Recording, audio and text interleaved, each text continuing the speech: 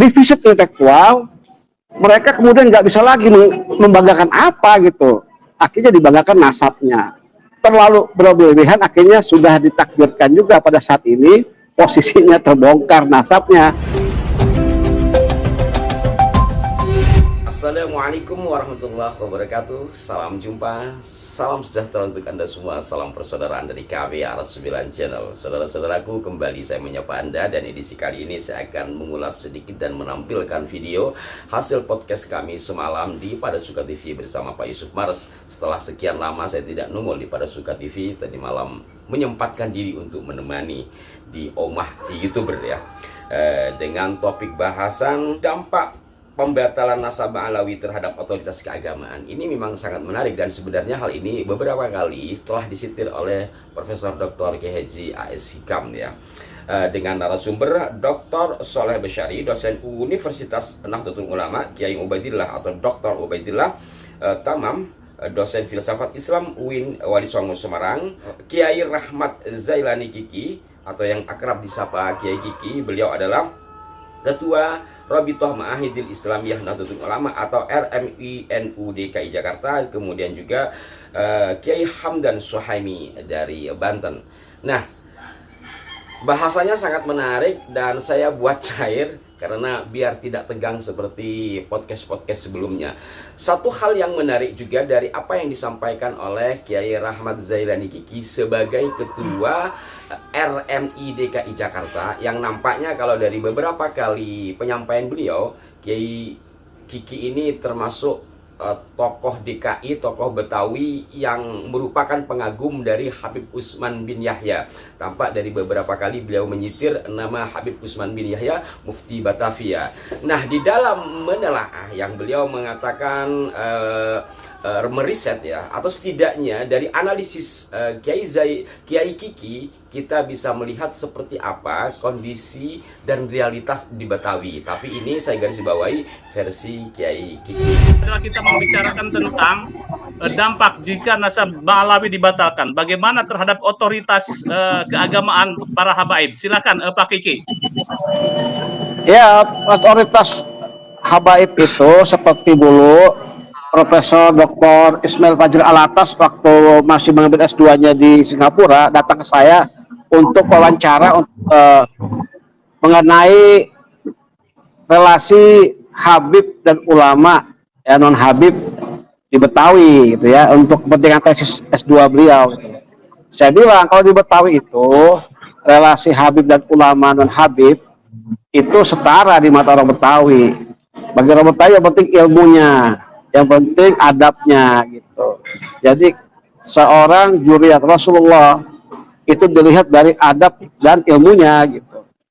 Nah, kemudian kata Pak Ismail Fajri Alatas, dia mengatakan beda kalau di Jawa itu, menurut riset beliau ya. Kalau di Jawa itu relasinya antara Habib dengan ulama Jawi, ulama Jawa itu seperti broker kultural gitu ya. Jadi ulama itu adalah broker kulturalnya Habib gitu, kepanjang tangan Habib. Nah, ini yang akan banyak mempengaruhi relasinya itu bukan di daerah Betawi misalnya, tapi di luar Betawi. Kalau di Betawi ketiadaan nasab itu bukan persoalan, yang penting adalah ilmunya dan adabnya gitu. Yang namanya Habib itu adalah ya, yang saya tahu ya dari riset saya selama ini di Batavia, di Betawi itu ya, Jakarta, bahwa yang namanya Habib itu bukan status genetik. Habib itu adalah gelar yang disematkan kepada seorang yang telah memiliki kapasitas keilmuan yang mumpuni dan adab yang tinggi gitu. Dari mana? Dari klan Ba'alawi. Maka ketika seorang dari klan Ba'alawi ini lahir, tidak langsung bergelar Habib. Jadi Habib ini bukan status genetik, bukan. Dia adalah gelar yang disematkan seperti Kiai Haji bagi seorang ahwal non Habib yang memiliki keilmuan yang mumpuni, sehingga disematkan gelar Kiai Haji. oleh masyarakat atau oleh ulama lain kepada yang bersangkutan. Jadi ketika nanti yang namanya terbukti secara ilmiah kajian dan secara kajian DNA misalnya atau lain-lain bahwa ternyata nasab Habib itu ya dari klan Ba'alawi ini terputus, maka yang tidak terputus adalah keilmuannya, adabnya, sanatnya itu. Maka saya bilang jangan disangkut pautkan urusan nasab dengan sanat, karena sanat itu sangat jelas kontribusi dari klan Ba'alawi ini, dari kalangan Habibnya, ulamanya, itu memiliki pengaruh dan memiliki kesejarahan, sejarah sanat itu yang kuat dalam khazanah keislaman, terutama keislaman Ahlus Sunnah wal Jamaah Nahdiyah itu sendiri ya, sejak dulu ya sampai hari ini. Jadi bagi saya melihat bahwa keterputusan nasab ini tidak memutuskan sanad keilmuan para habaib. Jadi biasa saja, karena begini bagi saya, Habib hari ini tidak pernah mereka itu meminta lahir sebagai Habib. Mereka menerima saja status sebagai Habib. Mereka menerima cerita-cerita dari kakek-kakek-kakeknya, dari boyang-boyangnya tentang bahwa mereka adalah keturunan dari Habib. Gitu. Sementara mereka kemudian menerima status itu sebenarnya memiliki konsekuensi besar. Gitu. Karena Habib itu kalau dikembalikan pada makna sebenarnya adalah orang yang memiliki kapasitas keadaban yang tinggi dan ilmu yang mumpuni, itu saja.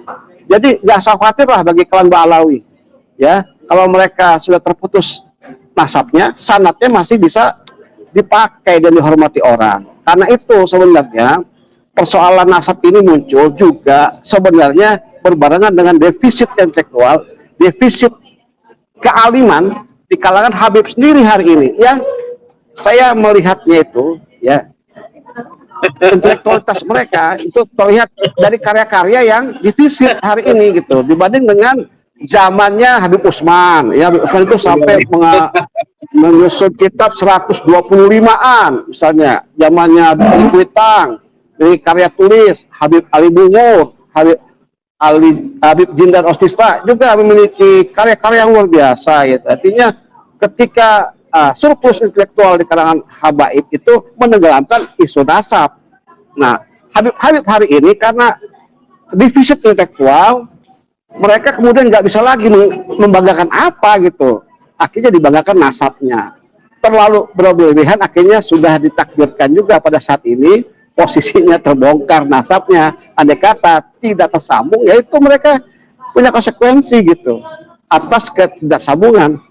Bagi saya emang ini yang harus kita lihat, fenomena defisit intelektual di kalangan habaib berbanding lurus dengan persoalan nasab ini gitu. Ya, karena mereka sendiri yang melakukan kesalahan dalam mengkader ya diri mereka sendiri untuk memiliki kapasitas intelektual dari para pendahulunya begitu ya. Gitu. Bisa dipahami ya kayak penjelasannya. Iya, iya. Ini menarik ya, kalau Menarik ini. ya, salam hormat buat semuanya para kiai, para dokter ya. Saya adalah kawan Pak Yusuf yang awal sekali ngomporin beliau untuk bahas nasab di kanal ini. Apa yang disampaikan oleh Kiai Kiki ini sangat menarik. Ini saya kebetulan dulu pernah jadi jurnalis sehingga pernah juga membahas tentang Habib itu. Jadi orang-orang tua orang-orang di Jakarta ya, orang-orang sepuh di Jakarta ketika belakangan, mohon maaf, banyak Habib yang istilah dari beliau ini defisit ya, defisit intelektual. Jangan-jangan istilah defisit intelektual ini mau menyaingi Dr. Soleh tidak mempercayai Habib. Intinya adalah begini, bahwa saya dekat orang tua ya, bahkan saya memiliki bapak angkat lah boleh dibilang dari kalangan Habib ya, saya tidak perlu sebut namanya. Beliau mengatakan dulu orang yang digelari Habib adalah kaum Ba'alwi yang alim. Kok sekarang bocil-bocil jadi Habib? Ini yang bilang satu orang sepuh di Betawi, orang Betawi asli, yang satu lagi orang yang saya anggap sebagai orang tua dari kalangan Habib. Nah, apabila dikatakan oleh beliau tadi tanpa ada pengaruh, itu mungkin dulu ya, itu mungkin dulu. Dan lokalis, sifatnya adalah Betawi. Sementara tadi menyitir nama Ismail Fajri Al-Athos, kalau saya lihat dari buku beliau terbaru yang baru diterjemahkan ya, diterbitkan 21 yang What is Authority, Religious Authority, satu di antara samplingnya kan memakai Abah Lutfi bin Yahya.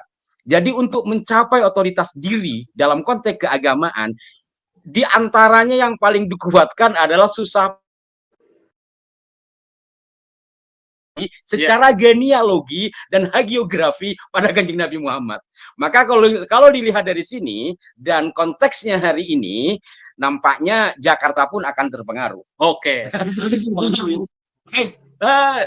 Ustaz Gigi, ini kan otoritas 550 tahun itu dibangun begitu kokohnya. Kemudian datang sosok kajian Kiai Imad, dan sebetulnya ini ya, Kiai Imad itu bukan satu-satunya yang membuat kajian nasab ini gitu ya, yang membatalkan, bukan satu-satunya. Bukan satu-satunya tokoh, walaupun mungkin yang lebih intens ya, yang kemudian kalau dari saya mengikuti tulisan Kiai Imad itu dari belum top ya, dari awal muncul di website beliau sama RMI di nahdlatul-ulum.com yang kemudian diulas di Cokro TV. Jadi saya ngikutin dari awal. Awalnya menurut saya lebih kepada kayak kita buat semacam artikel biasa yang kemudian di situ terjadi jual beli pertanyaan karena ada yang mengkanter dari kalangan rock itu hanya tipis-tipis, kemudian dari yang pro Alawi, terus dari situ maka terjadilah kompilasi yang kemudian dibukukan itu. Oke, baik. Kiai Gigi, bisa dilanjut bahwa ini kan 550 tahun ya dibangun sebuah otoritas keagamaan Habib gitu ya. Dan dampaknya juga di Jakarta seperti yang Kiai Gigi katakan bahwa banyak tokoh-tokoh seperti Habib Usman, Habib Zindan dan lain sebagainya. Nah, ketika ini muncul selain tadi Anda mengatakan bahwa tidak terpengaruh, ini dampak psikologis sosiologisnya itu apa nih Pak Kiki? Terutama di Jakarta. Ya ini, ya maaf ini suaranya nggak terlalu terdengar. Jakarta sendiri memang akhirnya banyak kasus ya. Saya udah pernah riset di daerah Pramuka misalnya, itu ada seorang ulama besar. Saya tidak menyebut namanya aja di sini karena nanti rawan untuk kemudian menjadi fitnah buat beliau. Jadi ada seorang ulama besar di daerah Pramuka itu, ketika dia wafat, ulama Betawi ini, ada Habib yang kemudian mengatakan, ini bapak ente almarhum ini, bapak antum ini mempunyai utang sama saya gitu. Nah kemudian Habib ini bilang begitu kali waris. Nah keluarga kemudian membayar karena Habib mengatakan itu.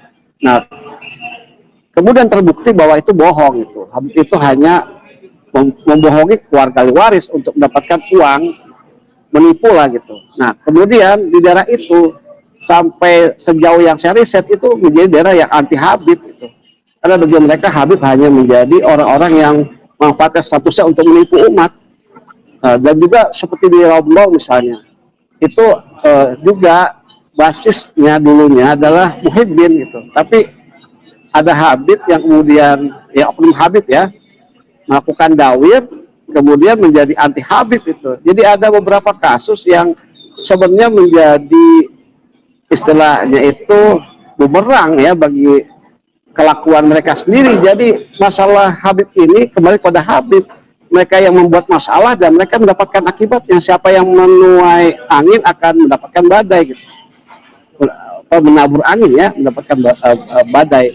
Karena itu yang terjadi di beberapa tempat yang pernah saya ketahui ya, tentang bagaimana Jakarta sendiri melihat Habib itu bukan dari statusnya atau gelarnya, tapi daripada keadabannya. Kalau tidak beradab betul-betul jauhi. Itu di Betawi, Jakarta. Oke, baik ya Kiki. Yang saya tahu itu. Para pemirsa sekalian, saya tegaskan kembali dari apa yang saya sampaikan tadi terkait dengan istilah Habib itu disematkan kepada kaum Ba'alwi yang alim. Itu saya tegaskan lagi hasil wawancara saya dengan sejumlah orang-orang tua Betawi atau orang Jakarta, serta dari salah seorang Habib yang merupakan saya anggap bapak angkat saya, tapi beliau sudah wafat, tidak perlu saya sebut. Intinya bahwa kalau dulu ya seperti itu, tapi belakangan semua orang asal Ba'alwi dikatakan Habib. Di luar konteks itu, sahabat-sahabatku sekalian, dari apa yang disampaikan oleh Kiai Kiki, mari kita sikapi sekali lagi sebagai sebuah analisa, sebagai sebuah riset, kata beliau. Mohon untuk tetap menyikapi ini dalam koridor ilmu pengetahuan, pengembangan dari diskursus nasab yang ada. Jangan dibawa kemana-mana dan jangan dipersepsikan yang macam-macam. Sampai jumpa, mohon maaf jika ada kekeliruan. Wassalamualaikum warahmatullahi wabarakatuh.